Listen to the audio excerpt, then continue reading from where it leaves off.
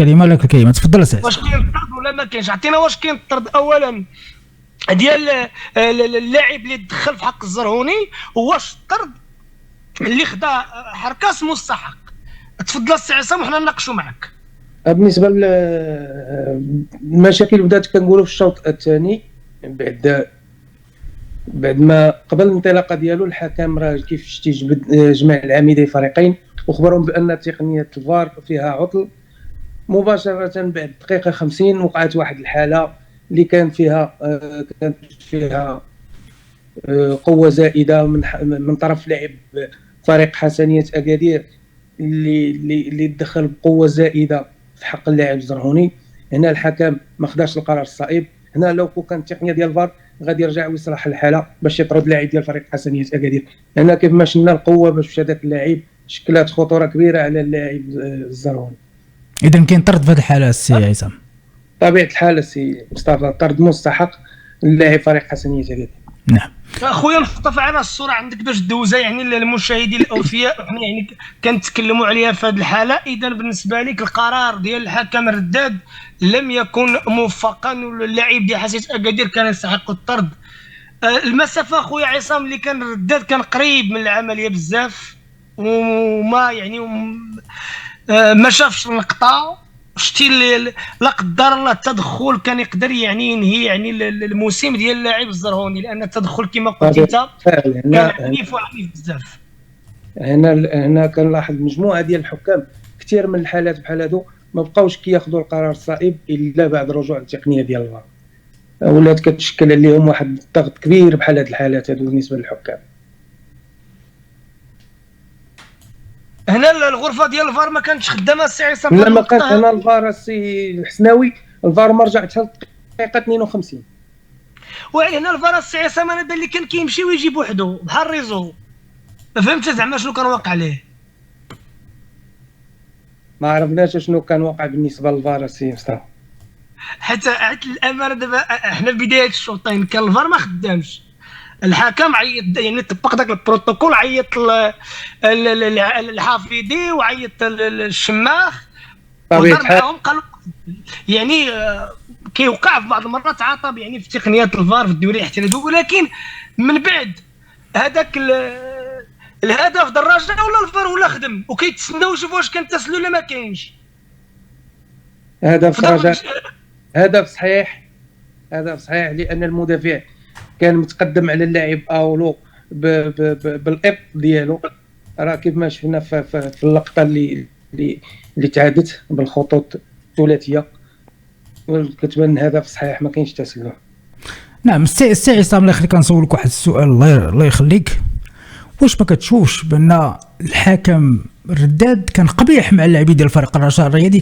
كان سيفير مع اللاعبين ديال الرجاء، مع لاعبين فريق الرجاء كان قاسي مع اللاعبين ديال الرجاء، حيت شفنا شي تدخلات كانت في حق اللاعبين ديال الرجاء كانت بكل صراحه كيخليها تلعب الكره. تفضل.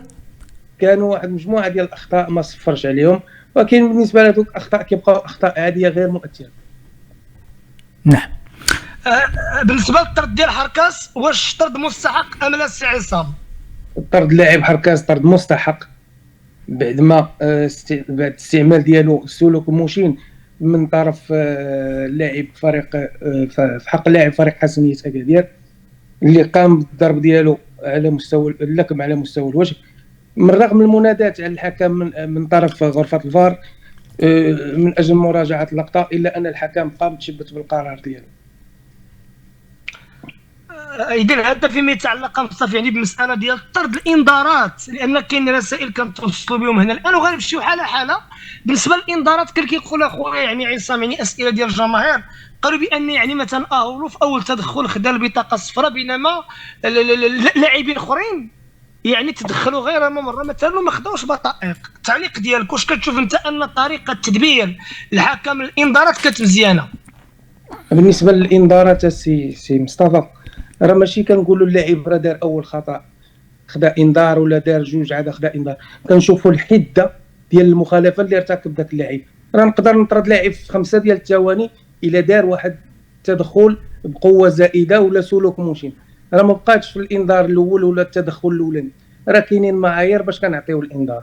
راه كاين الاهمال والتهور القوه الزائده. هاد الثلاثه كنصنفوهم باش كنعطيو الانذار. هادو هما الحالات باش كنقيموا الحاله باش نعطيو الانذار.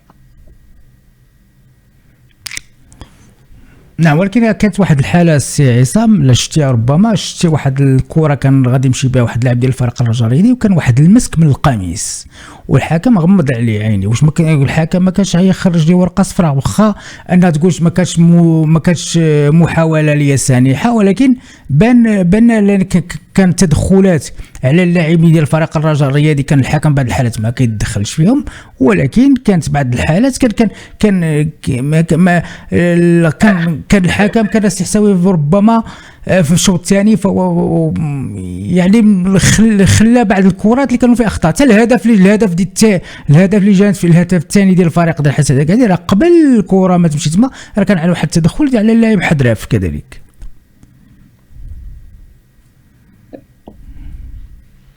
سي عصام، وبالنسبه للمسكه سي مصطفى، المسك اللي كتعيق التقدم ديال واحد اللاعب راه ضروري من الانذار.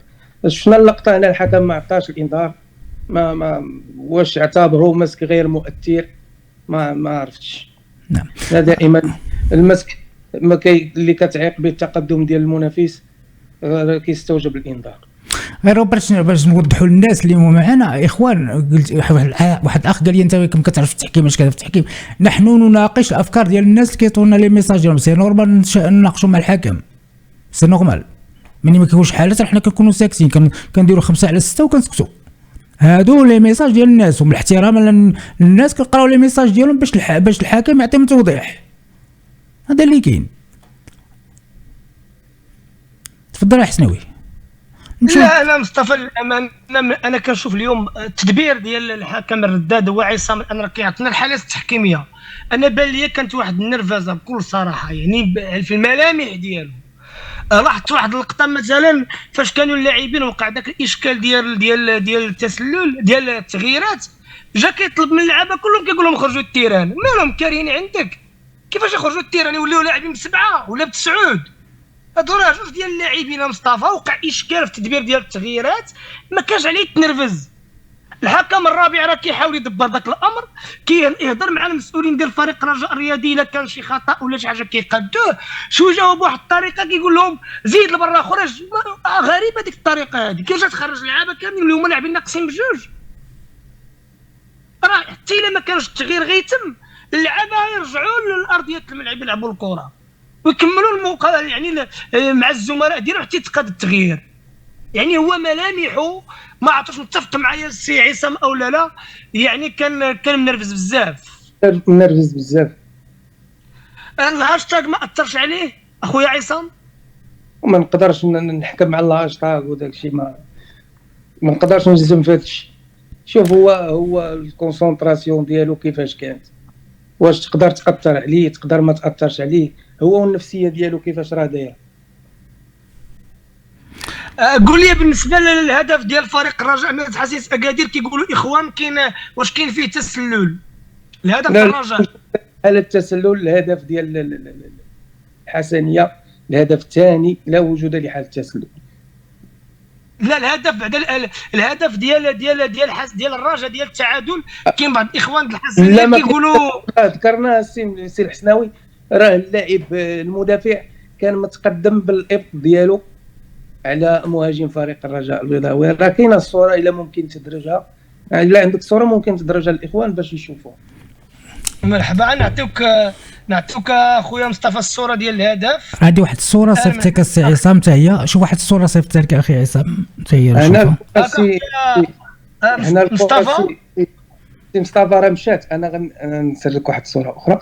هنا راه الكره مشات، اللاعب راه لعب الكره، عاد كان واحد الاصطدام مع المهاجم. شوف مصطفى ديالك اخويا. واخا انا غادي نشوف هذا كنشوف. كملوا انا كنشوف باش ندوز هادو اخي. بالنسبه للدقيقه 65 لا وجود لركله جزاء لصالح فريق الرجاء، بحيث ان لاعب فريق حسنيه اكادير قام بواحد الزحلقه لعب بها الكره، وبالتالي وقع واحد الاصطدام بينه وبين بن جديده. كيف ما لاحظتي راه لو الكره ما قاسهاش بن جديده ما قاسهاش عفوا المدافع، راه ما غتمشيش للركنيه. كنهضروا على هذه الحاله غادي ندوزوها. هذه الحاله اللي كيهضر عليها عصام هي غادي ندوزوها، هي هذه الحاله. شوف الهدف عصام ديال حسنيه اكادير مشكور، ديال اللاعب المهيري هدف صحيح.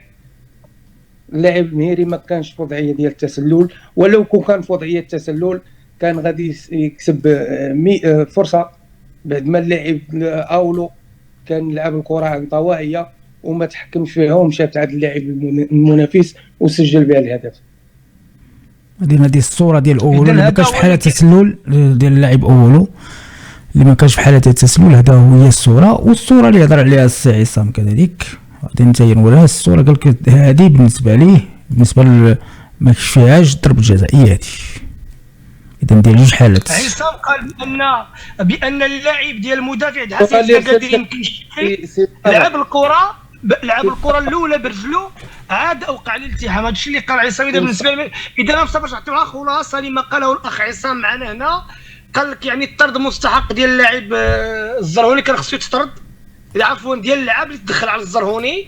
قال لك حركات الطرد ديالو مستحق، وقال لك يعني ضربه جزاء ما كايناش لصالح فريق الرجاء الرياضي، لان المدافع الحسن يلعب الكره اولا. بالنسبه لي تدبير الانذارات قال لك يعني ما كانش مزيان، والحكم كان كما قال يعني مع لعابه ضرره شويه، يعني اش نقولوا منرفز. هذه هي العباره، ياك النرفزه السي عصام. بطبيعه الحال هو كان منرفز اليوم، كان سيفير بزاف. ولكن كان السي عصام باش شوف البرنامج باش نشيروا للناس. راه حنا معد شوف حنا كنبغيو جميع الفرق المغربيه بدون استثناء، غير هذه المباراه اللي شافها الحكم، اللي شافها انا ماشي انا لست خبير بالتحكيم، اللي شافها بان الحكم بكل صراحه فكان قبيح مع اللاعبين ديال فريق الرجاء الرياضي. هذا اللي كاين بشهاده ديال الناس وبشهاده الخبير التحكيمي ديالنا.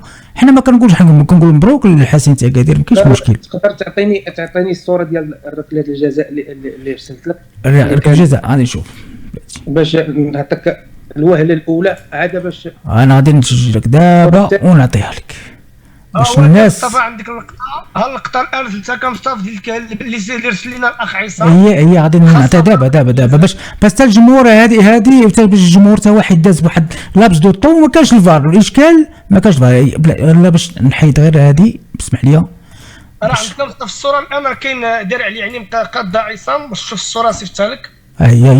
هي الصوره هاكا عصام ما نعطيتها، هي هذه. بلاتي نحيد غير حيت الصوره ديالك حسناوي، هي هذه. يلا الاخوان هي هذه يا عصام، تفضل صراحه حطيتها، هي هذه. راه كي شفنا هنا هذه هي اللقطه الاولانيه اللي لمس فيها اللاعب ديال حسنيه اكادير الكره. نعم. حتى راه الرجل ديال اللاعب راه في الارض، مشات في الاتجاه الصحيح للاعب الكره، راه ما مشاش باش يرتكب، مشى يلعب الكره. بالنسبه لك انت ممكن هنا غتبان اوضح بالنسبه لجميع المشاهدين. لاحظتيها سي مصطفى؟ شفتيها؟ شفت انا بدنا رجلي في الرجل غادا الكره، او في الوهله الاولى غادا الكره. هادشي غادي يقول لك راه رجلين ديال بن جديده جمعوا بقاو الرجلين ديالو وسط الرجلين ديال المدافع. هنا راه حركه عاديه، حيتاش هذاك اللاعب قام بواحد الزحلقه، سي نورمال غيكون واحد الاصطدام. لو كون ما لعبش الكره غتكون ركله جزاء صحيحه وبدون تردد. نعم السي مصطفى نمشيو حنا للامور الاخرى ديالنا التقنيه. اللي عندك اخويا عصام، السي عصام عندك شي تدخل تفضل. لا عندك يا اخي مصطفى اللي كيتناقشوا بعض التعليقات لا واحد كيتناقشوا. السي عصام ربع واحد توضح مشكل بعض التعليقات كيقول لك لاش كتناقشوا الحالات؟ علاش ما غاديش نناقشوا الحالات؟ بنادم صارهم راه لا السي عصام راه ناقشناهم في مقابله اكادير هو بركان الوداد. حنا كنخليو الحكم حتى كيعطي الراي ديالو عاد كنناقشوا، ما كنجيوش حنا نوضوا نقولوا لما كيعطينا الحكم الراي ديالو كنناقشوا معاه، كنبنيو معاه الافكار. واش حنا السيد جيل هنا غادي يبقى نخليه يتكلم بوحدو؟ حنا ما عندناش السياسه الصنميه في الراديو، حنا عندنا التفاعل.